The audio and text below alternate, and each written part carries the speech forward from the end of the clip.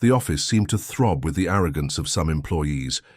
Between laughter and whispers, they pointed to the young woman typing silently at the computer, her simple attire clashing with the starched shirts and expensive dresses of her colleagues. "She doesn't even have money for lunch and she wants to work here," one of them mocked, eliciting cruel laughter. Her face flushed, but she remained firm, as if she had known this kind of wound before. It was just another day of surviving amidst contempt.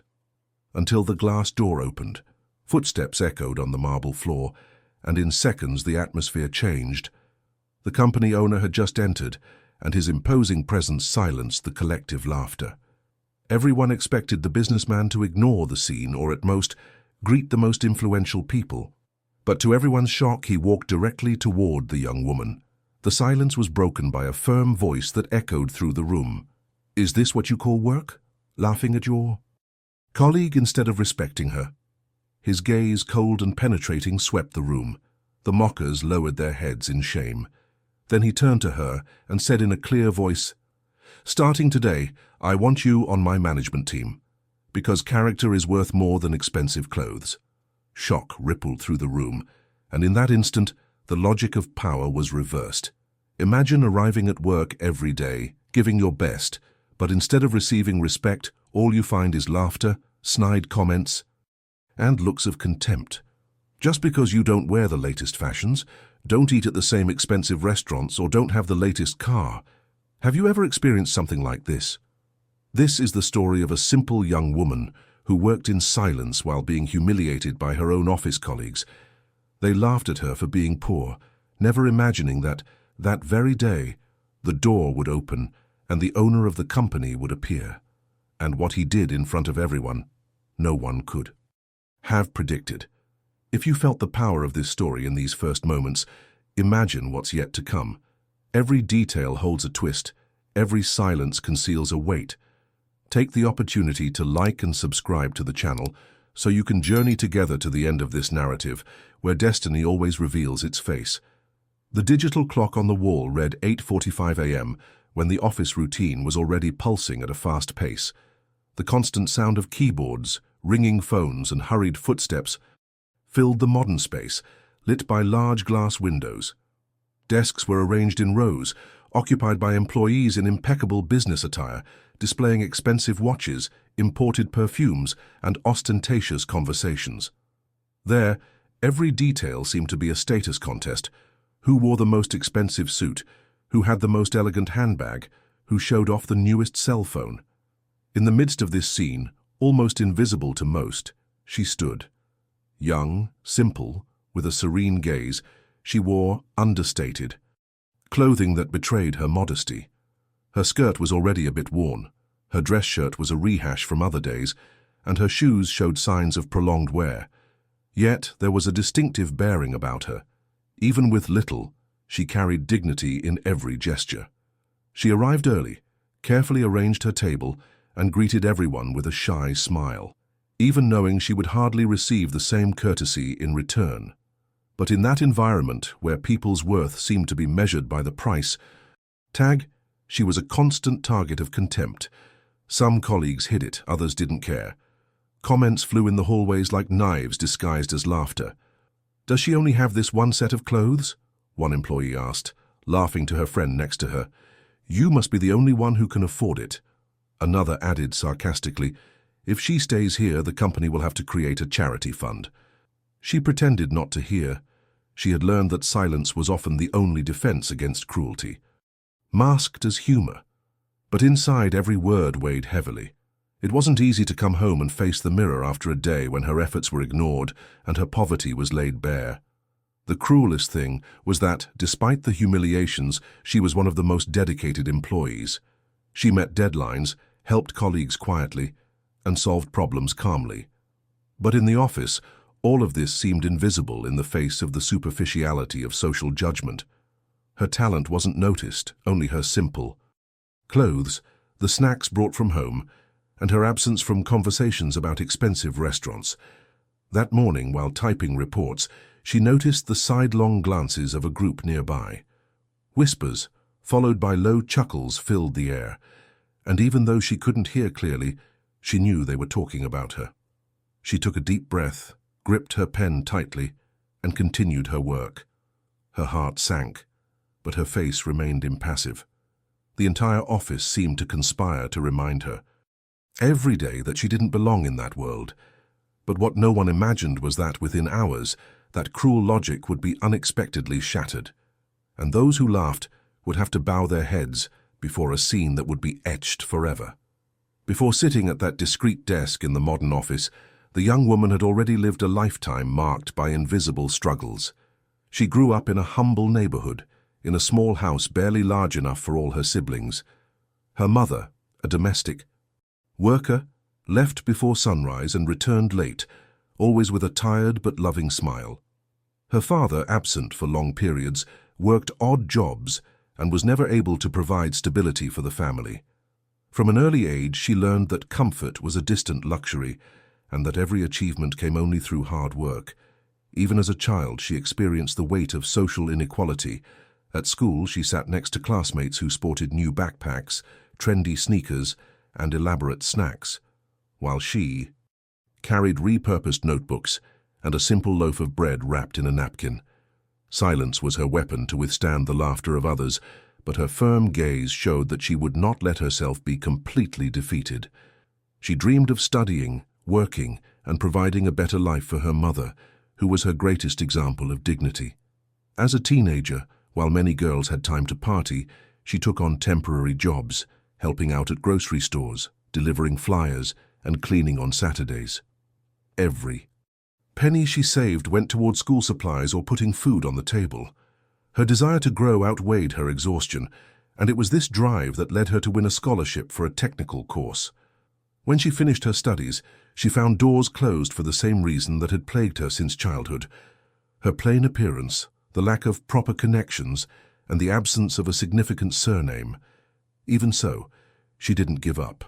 She sent her resume to dozens of companies, facing interviews, where the recruiter's gaze seemed to pierce her, judging her worn-out clothes before even hearing her voice.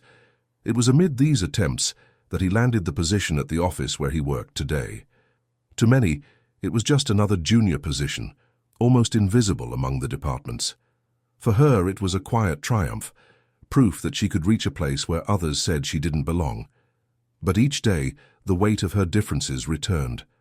While colleagues talked about international trips, expensive restaurants, and designer clothes, she arrived with the lunchbox packed the night before, wearing the same blouse she'd worn before. Poverty was never her shame, but the hidden laughter of her colleagues transformed her routine into a field of resistance. Still, there was something no one could take from her, her ability to stand tall. Even when she was tired, even when she was the target of scorn, even when her heart was heavy, she never stopped believing that dignity doesn't depend on money, but on the strength to not bow down.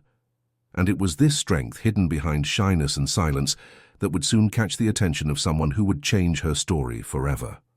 The clock was almost noon when the office buzz grew louder. It was the time when many employees would organize lunches at upscale restaurants. The atmosphere, previously silent, broken only by the sound of keyboards and phones, became a stage for laughter and heated conversation. For the young woman, however, this was the most difficult moment of the day. While her colleagues talked about expensive dishes and reservations at famous restaurants, she discreetly opened her lunchbox of rice, beans, and vegetables prepared the night before, trying to become invisible. But invisibility wasn't a choice they were allowed. That morning, a group of 3 colleagues decided to turn their simplicity into a spectacle. One of them, sitting opposite, commented aloud, "Did she bring the same food today as yesterday? Maybe a special poor menu." The laughter was immediate.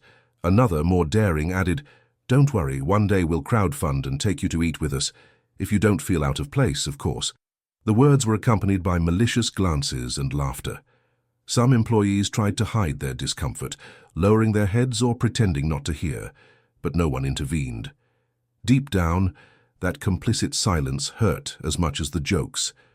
She continued to pick at her lunchbox, her face flushing, but she didn't look up. She'd learned that if she reacted, it would be even worse. The group would feel encouraged to continue. Even so, her heart was pounding, and each word felt like a crushing weight on her dignity. "Look, even her shoes are about to be retired," said one of her colleagues, crossing her legs and showing off a pair of designer heels. "Maybe that's why she never goes out with us. She probably spends everything on her vintage collection." More laughter, laughter loud, enough to echo throughout the office. The sound was cruel, cutting, and seemed to reinforce the barrier separating her from everyone. At that moment, she took a deep breath, put the spoon back in her lunchbox, and slowly closed it. Not because she was embarrassed by the food, but because she knew it was pointless to continue. It was as if every gesture was being turned into a source of mockery. She held tightly to the pendant around her neck, a memento of her mother, and kept her eyes fixed on the computer screen. Her silence was her only defense, but her colleagues weren't satisfied. They wanted to elicit a reaction from her, a gesture of fragility that would confirm the power they believed they wielded. "Shall we take a picture and send it to the group?" "The gourmet employee," one of them laughed, holding up his phone. The embarrassment was unbearable. The laughter echoed, the stares gathered, and every second felt like a public trial. For many there, it was just another hallway. Joke. For her, it was another scar on a soul already marked by so many struggles. Little did they know that, in just a few moments, the logic of their humiliation would be shattered, because someone far above them, someone who represented the true power in that place, was about to enter. And his entrance would not only silence the laughter, but also silently and ruthlessly reverse the weight of the judgment. The sound of laughter was still echoing when the glass door opened with a sharp click. The cold air from the hallway filled the office, and the keyboards that had previously been hammering incessantly fell silent one by one. It was as if the entire atmosphere had changed in a matter of seconds. The mocking colleagues stopped their jokes and straightened in their chairs, their expressions transforming into fake professional smiles. The reason was clear. The company owner had just walked in. He crossed the hall with firm steps, each one reverberating on the marble floor, imposing a presence no one dared ignore. A tall man, in a perfectly tailored dark suit with a serious face and penetrating gaze. His name was known throughout the market. A businessman who had built his empire from scratch, with a reputation for ruthlessness in business, but also admired for his sense of justice. His arrival was unusual. He usually delegated routine visits to directors and managers. Therefore, his presence there, on a seemingly ordinary day, was enough to generate tension. The employees stood up in respect. The room, which seconds before had been a scene of cruelty, now felt like a silent courtroom, each one trying to appear too busy to be noticed. But the company owner's eyes were not easily deceived. They had a gift for piercing appearances and capturing details. He walked down the central aisle, observing every desk, every employee. The silence was so thick he could hear the hum of computers. It was then that his eyes fell on the scene, the young woman sitting with her. Lunchbox closed, her gaze fixed on the screen while her colleagues, still nervous, tried to hide their recent laughter. The contrast didn't escape him. The simple woman, in her understated attire, had a still evident blush on her face, clear signs that she had been targeted. The businessman noticed the tension in her body, the rigidity with which she held her hands on the keyboard, as if clinging to her work to avoid falling apart, and beside her, the guilty silence of those who had previously laughed. He stopped, not just by chance, but right in front of that table. The young woman's heart raced. She didn't know whether to stand, greet him, or just keep typing. Her instincts told her to remain invisible. But it was too late. His presence was like a spotlight, revealing what everyone else was trying to hide. With a firm and controlled voice, he greeted, "Good morning." Some responded in unison, others remained motionless, but no one dared to resume the conversation. The businessman let the silence linger, as if knowing that emptiness can be more powerful than any speech. Then his eyes turned directly to those near her. Their discomfort was palpable. Sweat dripped down one's forehead, another fiddled with his cell phone as if busy, and a third adjusted her glasses, avoiding eye contact. The young woman took a deep breath, her heart racing, but kept her gaze lowered. She didn't want to be exposed, but unbeknownst to her, fate had already decided that the scene that was about to unfold would change not only her life, but the way everyone in that office would view her. The company owner straightened his jacket, crossed his arms, and said in a voice clear enough to echo in the space, "So this is how you guys spend your company time?" The question fell like silent thunder, and everyone knew the real confrontation was just beginning. The heavy silence after the company owner's question, "So this is how you guys spend company time?" It seemed to cut through the air, like an invisible blade. The employees glanced at each other nervously, trying to find some excuse, but their lowered gazes betrayed the guilt none of them would have the courage to admit. The young woman, motionless in her chair, felt her heart race. Part of her wanted to disappear, but another part knew there was something different about this moment. The businessman walked slowly, the sound of his footsteps reverberating on the marble floor until he stopped in front of the table where the scene had taken place. The three mocking colleagues who had previously laughed loudly and made jokes were now sweating coldly. The first shuffled through non-existent papers, pretending to be busy. The second stared at his computer screen as if typing something urgent. The third bit her lip, hoping that relentless gaze wouldn't fall on her. He observed each one with calculated patience, as if giving them time to condemn themselves through their own silence. Then he rested his hands on the table. Anne said firmly, "Work isn't just about completing tasks. It's also about the respect with which we treat those around us." The sentence echoed throughout the office, reaching every corner. Some employees, who had remained silent during the humiliation, felt their faces flush with shame. Others, who had never cared, now shrank in their chairs, uncomfortable. The businessman then looked directly at the mockers. "I saw it," he said, pausing to let each word carry weight.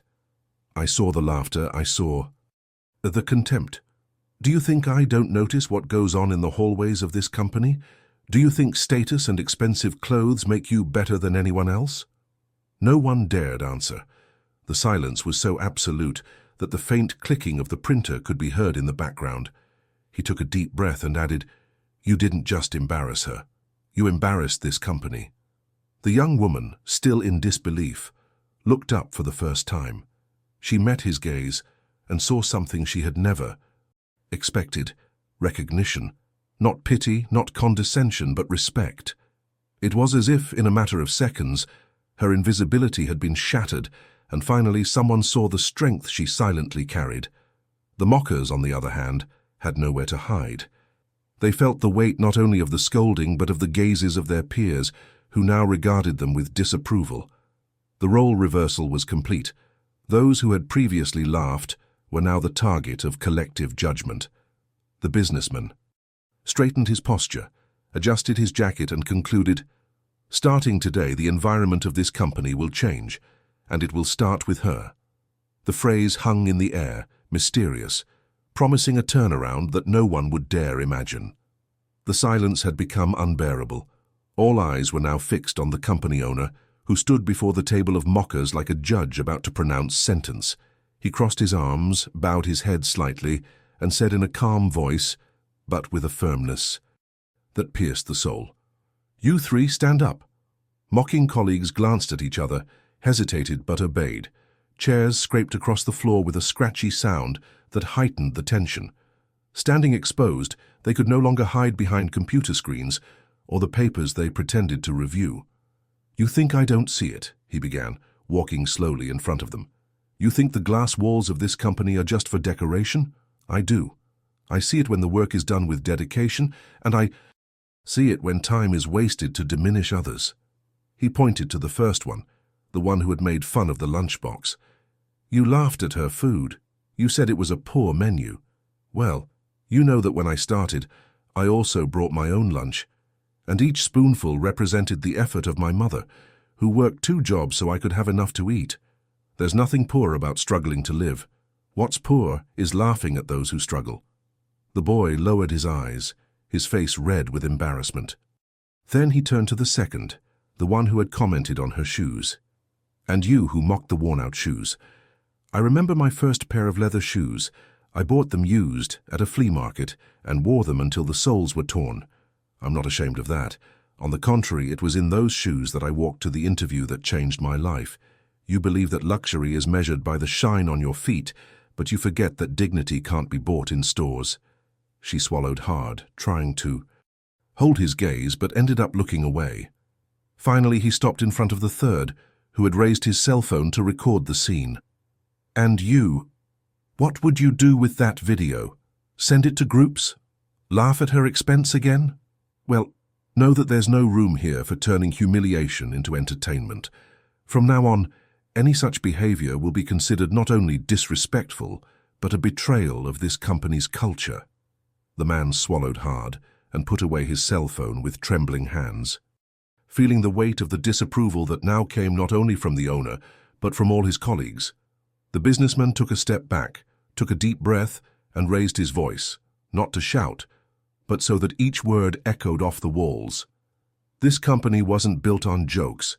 It was built on sweat, on sleepless nights, on people who believe that dignity is worth more than appearance. If you want to work here, you'll have to learn to respect those who walk beside you, regardless of the clothes they wear or the food they bring. The silence was absolute.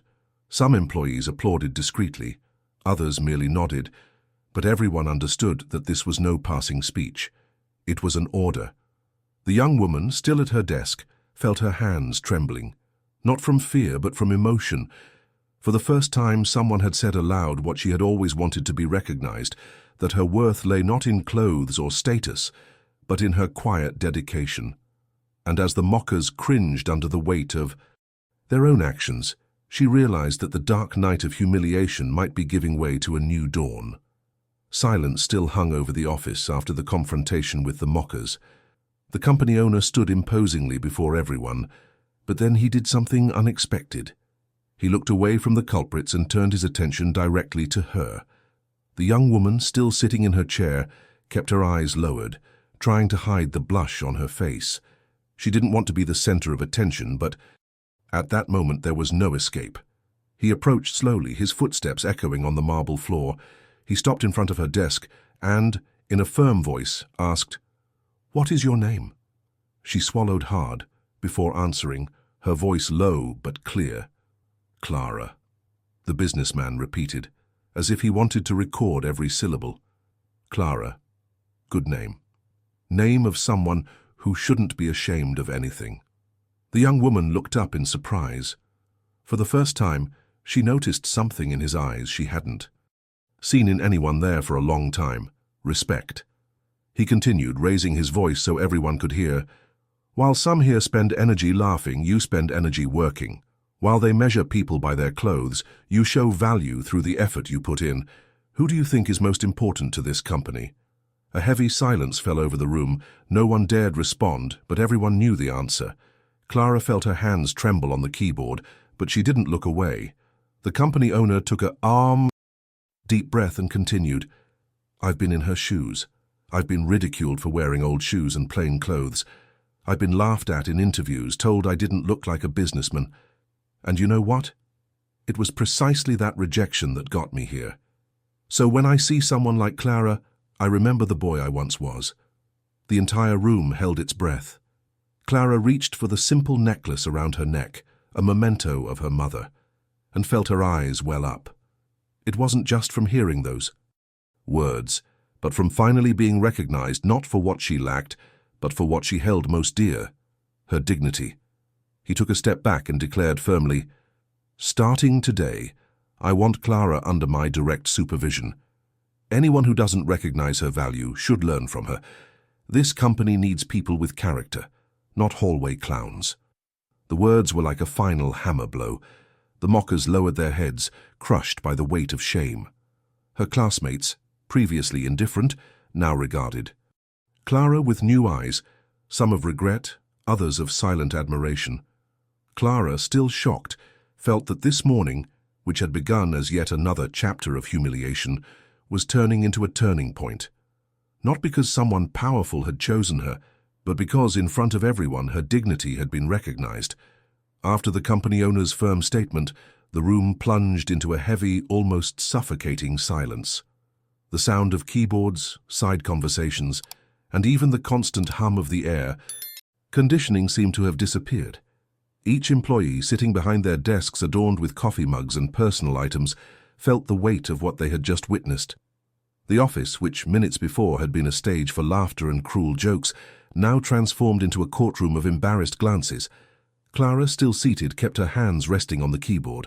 Her heart was pounding, and though her mind screamed at her to flee, she remained steadfast. It wasn't escape she wanted, but she never imagined being put on display like this. Her eyes were welling up, not from embarrassment, but from something she hadn't experienced in a long time: relief. For the first time, someone had spoken out loud for her. The silence of his colleagues was revealing. Those who had been laughing minutes before now hid their eyes, shuffled through non-existent papers, or typed on the keyboard merely to feign busyness. The group that had led the mockery seemed smaller, shrunken, crushed by the invisible disapproval of the others. The company owner didn't need to name names. The weight of shame had already done its work. An older employee, who had always remained neutral, looked away from the screen and regarded Clara with a different expression, not of pity but of respect. Another colleague, who had never dared approach her, now seemed to reconsider all the times she had remained silent in the face of jokes. The collective judgment, previously directed at the young woman, now turned against those who fueled the contempt. And as happens in every environment where the truth is exposed, whispers began to emerge, but in a low, almost imperceptible tone. He's right. What they did was ugly. She never deserved this. Every whisper was like a stone thrown against the pride of the scoffers. Clara, even amidst that storm of stares, didn't raise her head in defiance. She remained serene, breathing deeply, as if she understood that her greatest response lay not in words, but in remaining standing, even while sitting before everyone's judgment. The company owner looked around one last time. There was no need to continue his speech. The silence and the change in mood had already shown that his message had been understood. Without adding anything, he turned and walked to his office, leaving behind a trail of tension and reflection. When the door closed, the office remained quiet for a few more seconds, as if everyone was still digesting what had happened. And then, slowly the sounds returned, keys clicking, phones ringing, papers being shuffled. But nothing was the same.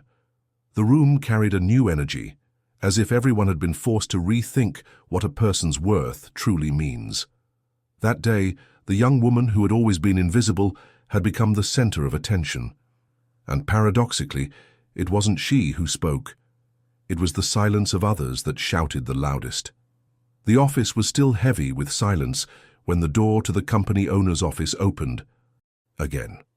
He had entered without another word, but returned a few minutes later as if there was still something crucial to say. The tense employees looked up immediately. The clatter of keyboards ceased again, and everyone knew the story wasn't over yet. He stopped in the center of the room, straightened his jacket, and looked directly at Clara. His gaze wasn't one of superiority, but of complicity. Then he spoke in a firm, clear voice, designed to reach every corner of the office. You laughed at her because of her lunchbox, her simple clothes, her worn-out shoes. But you know what? I was like her once too. The murmur spread like lightning among the employees. No one expected to hear it from the man who ran that empire. He continued, When I started, I couldn't afford to eat at any restaurant. I brought rice and beans wrapped in an old jar, and more than once I was ridiculed for it. I didn't own a suit or tie. I wore the same pair of shoes until the soles had a hole in them, and every time someone laughed at me, I promised myself I would use that humiliation as fuel. The mockers lowered their heads even further. Each word fell like a brick on their consciences. It was precisely this struggle that brought me here. This strength to keep going, even when everything told me to give up. You who hold everything in your hands, laughed at those who were going through the same thing I did. You laughed at the story that led me to build this company. You laughed, without realizing it, at the very foundation that supports this place. The room fell silent again. Clara, stunned, felt a lump form in her throat. She had never imagined that this man, a symbol of success and power, had walked such similar paths to hers. He took a deep breath and added, I will never accept anyone here being humiliated for fighting with dignity. Anyone who doesn't understand this doesn't deserve to be in this company. The words echoed with overwhelming force. It wasn't just a defense of Clara. It was a manifesto, a declaration of principles that redefined the company's value. The impact was palpable. Some employees looked at her with admiration, others with regret, and everyone knew that morning would be remembered. Clara, with silent tears in her eyes, lifted her face. For the first time, she felt she wasn't carrying the weight of her struggle alone. Someone powerful had not only defended her, but had revealed that his own story was intertwined with hers. The millionaire businessman, without needing to say anything else, turned and walked back to his office. The sound of his footsteps was accompanied by a respect never before felt in that office. And in that moment, everyone understood. The poor, humiliated young woman was no longer just an invisible employee. She was now a living reflection of the essence of the company itself.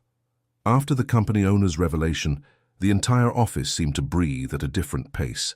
The laughter that had echoed loudly minutes before had faded into bitter memories, and every face now bore a mixture of shame and discomfort.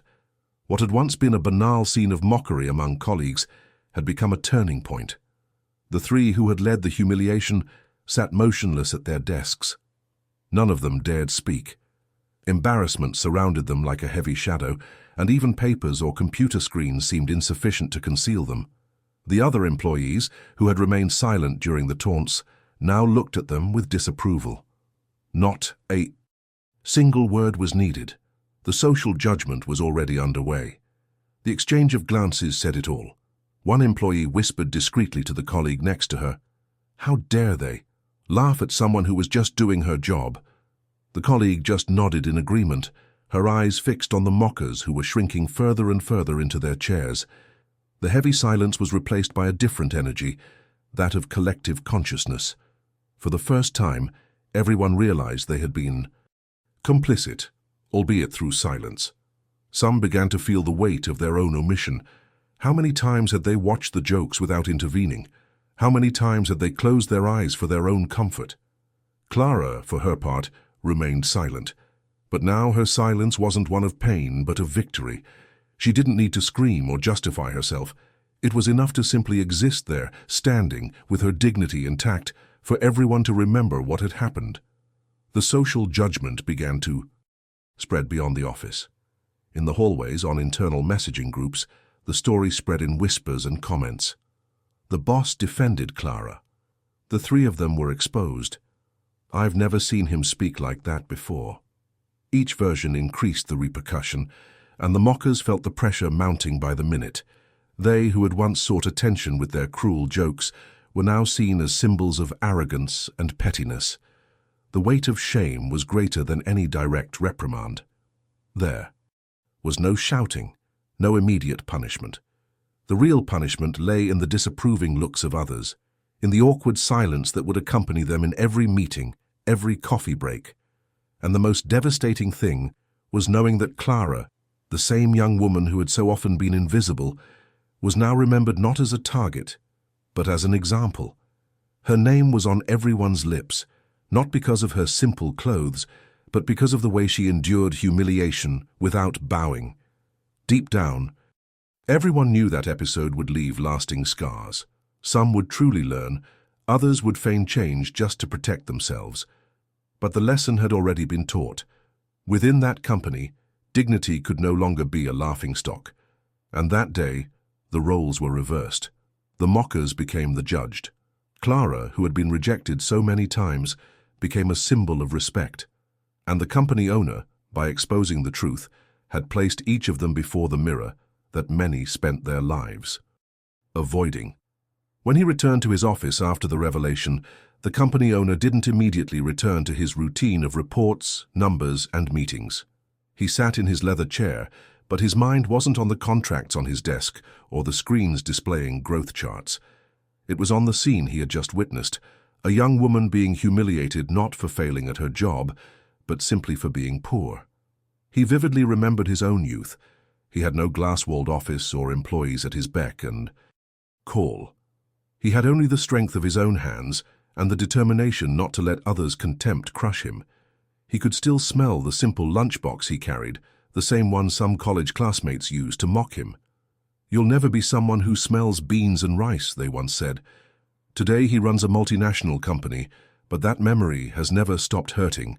Seeing Clara that morning was as if time had bent backward, returning him to the image of the boy he once was. And it was in that reflection that he realized how much he had changed. Years of power and achievement had distanced him from the simplicity of his origins. Surrounded by fawning executives, he had almost forgotten what it was like to feel invisible.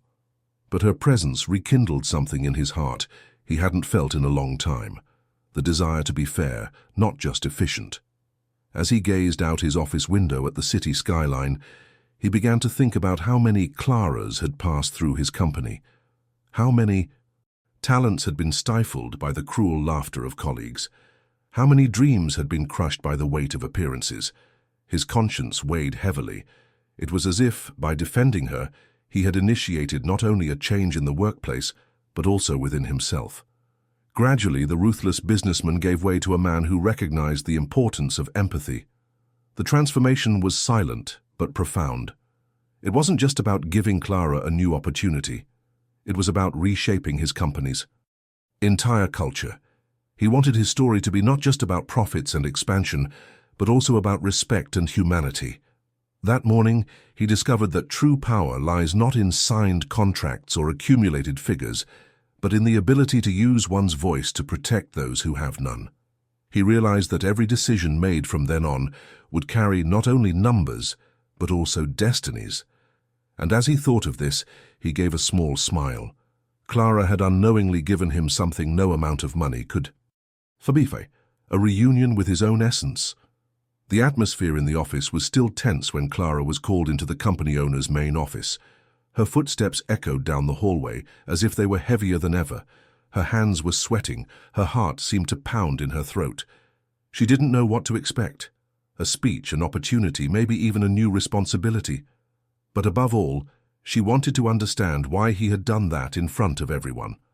Upon entering, she found him standing beside the enormous glass window that revealed the bustling city. He turned slowly, and with a firm but less severe look than usual, said, "Clara, do you know why I'm here today?" She hesitated, then replied softly, "No, sir." He came closer, rested his hands on the table and spoke clearly. "Because I saw in you what many have forgotten, strength. Strength to endure contempt, to keep working even when ridiculed. I was once like you, and today I want you to know that, from now on, you are invited to take on a leadership position. I want you with me directly, helping to build the future of this company." The words struck deep. It was as if all the weight of years of humiliation, of simple clothing, of hidden lunchboxes, found a counterpoint there. But at the same time, a knot formed in her chest, a mixture of gratitude and fear. Clara took a deep breath, looked up, and replied in a trembling but firm voice, "I thank you from the bottom of my heart. I truly do. But I need to be honest. I don't want to be chosen just because I was humiliated today. I don't want to be remembered as the poor girl who became a manager out of pity. I want to be recognized for what I'm capable of."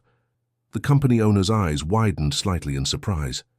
Clara continued, "If I have to grow here, I want it to be through my work, not out of pity or anger at how I've been treated. I want to show, with results, that I deserve it." The silence that followed her speech was thick, but not uncomfortable. It was a silence of respect. The businessman nodded slowly, a faint smile appearing on his face. "Clara, you gave me the answer I needed. That's exactly why you deserve to be where I'm putting you, because you have clarity, dignity, and courage." Tears finally escaped her eyes, not from fragility but from relief. She knew her choice had been heard. She didn't accept handouts, she accepted paths. She didn't want shortcuts, she wanted dignity. In that moment, her decision became something bigger. Message to everyone. It wasn't just about accepting a position, but about showing that no one needs to bow to humiliation to be valued. And so, with simplicity, Clara reaffirmed before the most powerful man in the company and herself. It was not poverty that defined her, but the courage to choose the path of her life with dignity. The office returned to its normal hustle and bustle throughout the afternoon, but the feeling that something had changed hung in the air like a silent shadow.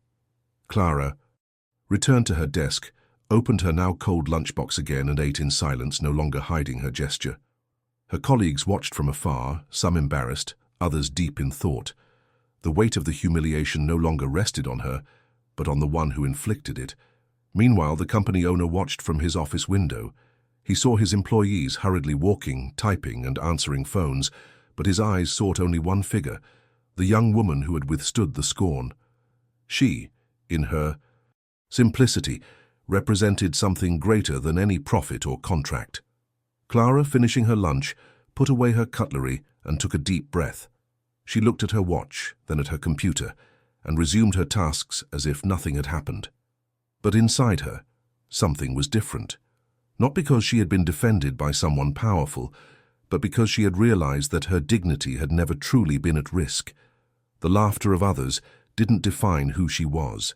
It only revealed who they were. Sun was beginning to set, tinting the building's windows golden. The light reflected on her face, illuminating her tired but serene profile. The scene was simple, yet charged with meaning. A humble young woman sitting at her desk, typing silently, but now invisible to anyone. In the main room, the businessman closed his eyes for a moment and smiled discreetly. He knew the transformation wasn't just in her or her colleagues, but in himself. And without anyone realizing it, that day had become the milestone of a change that would echo forever within that company.